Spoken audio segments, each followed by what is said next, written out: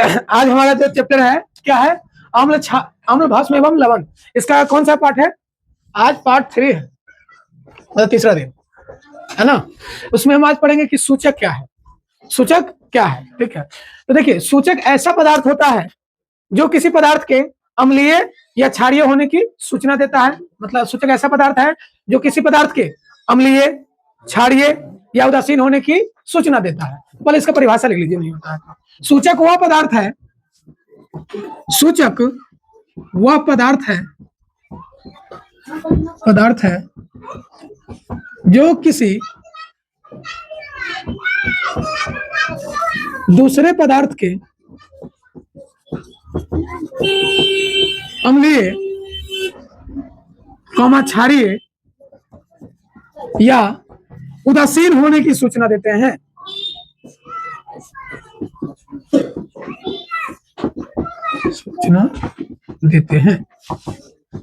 ये है परिभाषा इसका। ठीक है, क्या है सूचक, क्या है ना। सूचक वह पदार्थ है जो किसी दूसरे पदार्थ के अम्लीय, क्षारीय या उदासीन होने की सूचना देते हैं। सूचक क्या है? सूचक वह पदार्थ है, मतलब ऐसा पदार्थ है जो किसी दूसरे पदार्थ के, दूसरा उसी का नहीं, दूसरे पदार्थ के क्या होने की, अम्लीय की, क्षारीय की या उदासीन होने की क्या देते हैं, सूचना देते हैं। ठीक है, मतलब कोई विलयन है, समझे, कोई विलयन में अगर इस सूचक वाले पदार्थ को रखते हैं तो रंग के माध्यम से या गंध के माध्यम से हम पता करते हैं कि जो पदार्थ है वो अम्लीय है कि गंधीय है कि उदासीन है। ठीक है, तो हम रंग के आधार पर भी कर सकते हैं और क्या कहते हैं, गंध के आधार पर भी कर सकते हैं। तो जो सूचक है किसी पदार्थ के अम्लीय, क्षारीय या उदासीन होने की क्या करते हैं, सूचना देते हैं। और सूचक कितने प्रकार के होते हैं? सूचक 2 प्रकार के होते हैं। सूचक कितने प्रकार के होते हैं? 2 प्रकार के होते हैं। सूचक लाइन चिन्ह के लिखिए, सूचक 2 प्रकार के होते हैं। सूचक कितने प्रकार के?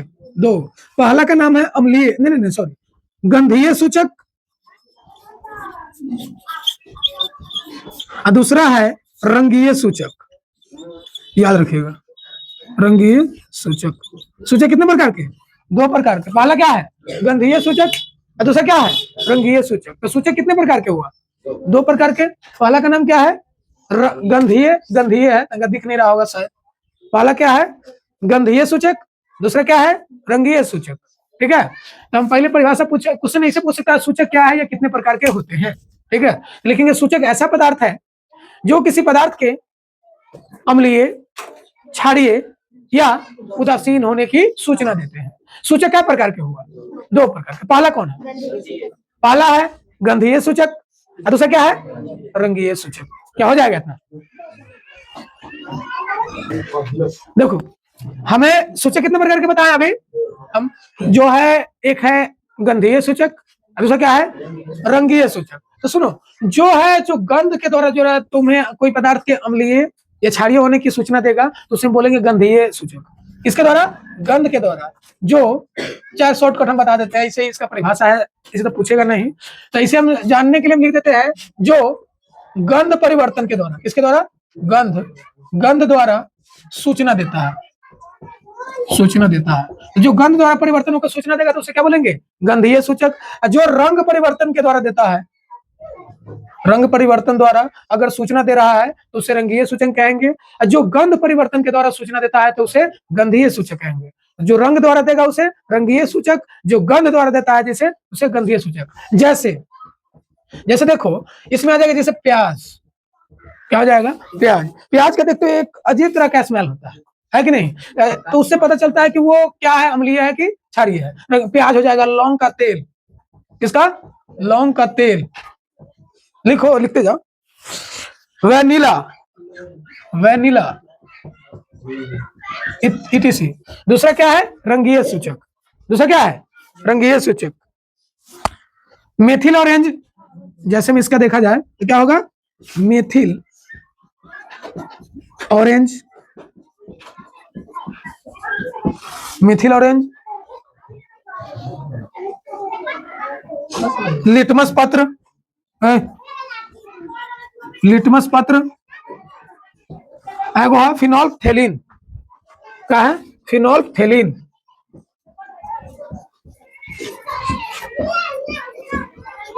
ETC, फिनोल्फथेलिन।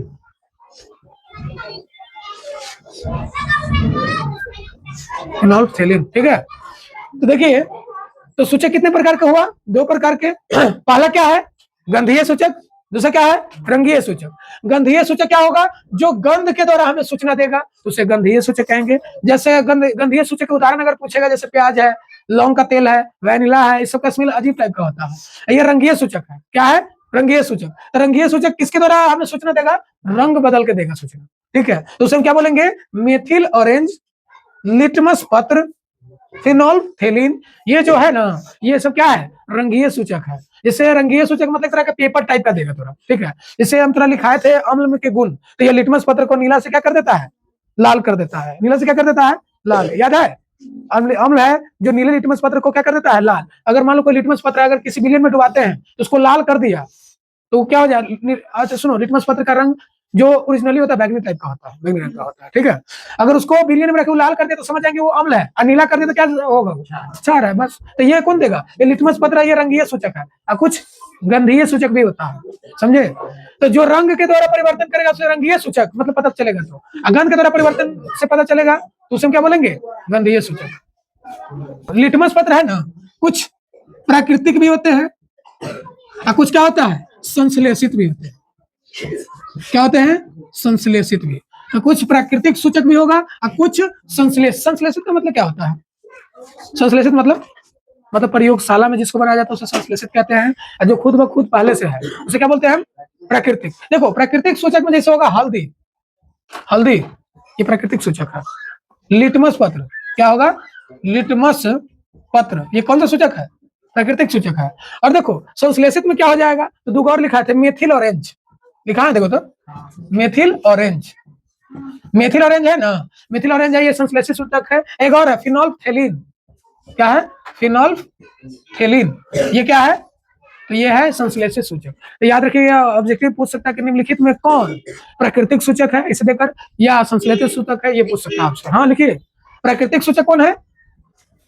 सूचक, प्राकृतिक सूचक का उदाहरण है हल्दी, लिटमस पत्र। संश्लेषित सूचक का मतलब बनाया गया जो है उसका नाम मेथिल ऑरेंज और फिनोल्फथेलिन। ये सब कृत्रिम रूप से हैं, जो बनावटी है, इसलिए संश्लेषित सूचक कहा जाता है। और जो प्राकृतिक रूप से पहले से है उसको क्या बोला जाता है?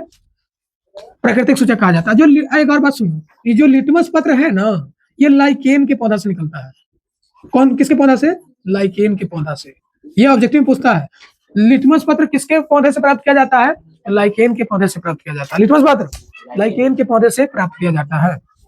लिटमस पत्र लाइकेन के पौधे से प्राप्त किया जाता है, ठीक है। लिटमस पत्र लाइकेन के पौधा से प्राप्त किया जाता है, ठीक है। तो यहाँ से बहुत सारे आपका ऑब्जेक्टिव बन सकते हैं। पूछेगा कि प्रकृति में प्राकृतिक सूचक कौन है, तो उसमें रहेगा, देख लीजिए, प्राकृतिक सूचक है जैसे हल्दी है, लिटमस पत्र है, संश्लेषित सूचक है मेथिल ऑरेंज है, फिनोल्फथेलिन है, और क्या है? लाइकेन के पौधा से क्या बनता है? लिटमस पत्र बनता है, ठीक है। लाइकेन के पौधा से क्या बनता है? लिटमस पत्र बनता है। देखो हमारा टॉपिक क्या है? PH scale. टॉपिक क्या है? PH scale. तो पीएच स्केल क्या है? तो पीएच स्केल एक प्रकार का पैमाना है। पैमाने का मतलब समझते हैं, पैमाना एक प्रकार का मापने वाला है, ठीक है। पीएच स्केल एक प्रकार का पैमाना है जिसकी सहायता से किसी विलयन की क्या मापते हैं?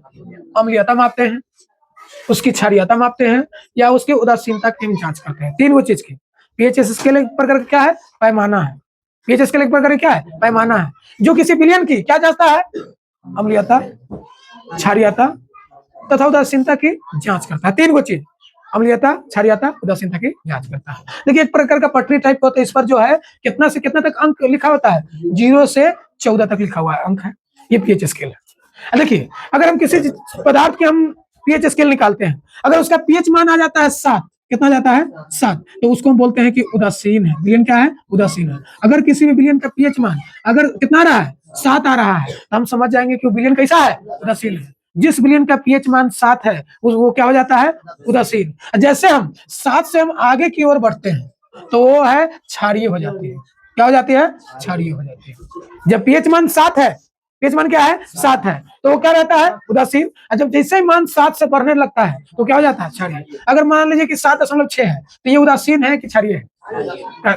पूरा 7 रहेगा तभी होगा उदासीन, और 7 से जैसे ही बढ़ने लगेगा तो उसमें क्या बोलेंगे, क्षारीय। मगर जैसे 7 से अगर कमने लगे पीएच मान तो उसको बोलते हैं अम्लीय। बात इतना याद रखना है, ठीक है। तो पीएच मान अगर 7 है किसी पदार्थ का तो कैसा है, उदासीन है। जिस पदार्थ का पीएच मान 7 से कम है तो उसे क्या बोलेंगे, अम्लीय। जिस पदार्थ का पीएच मान 7 से अधिक है तो उसे क्या बोलेंगे, क्षारीय। ये 7 प्लस होता है, ये 7 माइनस होता है, ये पूरा 7 होता है, याद रखना।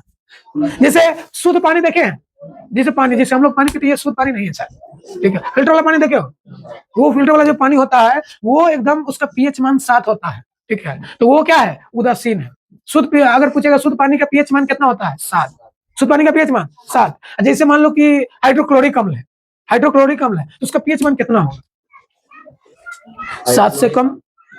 अम्ल है, अम्ल जो भी अम्ल आएगा उसका पीएच मान 7 से कम होगा, जो भी क्षार आएगा उसका पीएच मान 7 से ज्यादा आएगा, जो भी उदासीन होगा उसका पीएच मान 7 होगा। बात इतना समझ में आया, ठीक है। कि अम्ल है और भी कुछ कुछ पदार्थ हम लिख देंगे पीएच मान, जो भी आपके एग्जाम के व्यू से जो भी जरूरी है उसका पीएच मान हम लिख देंगे, ठीक है। तो जिस पदार्थ का पीएच मान 7 है उससे उदासीन वो उदासीन होगा, जिस पदार्थ का पीएच मान 7 से कम है तो उसे अम्लीय होगा, वो अम्लीय होगा, जो ज्यादा है तो वो क्षारीय। इतना बना लीजिए चित्र में, जो आपको समझ में आते रहे।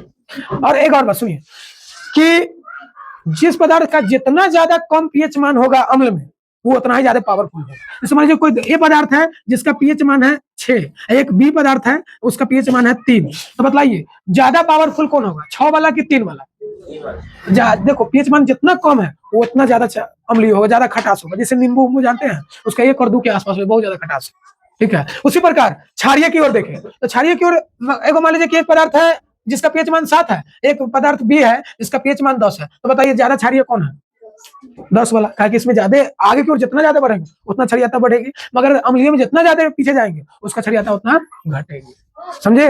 अगर पीएच मान 7 है तो उदासीन है, पीएच मान 7 से कम है तो अम्लीय है, पीएच मान 7 से अधिक है तो देखो पीएच मान मतलब पीएच मान सबका कितना कितना तक रहता है, ये पीएच मान पूछता है ऑब्जेक्टिव में, ठीक है।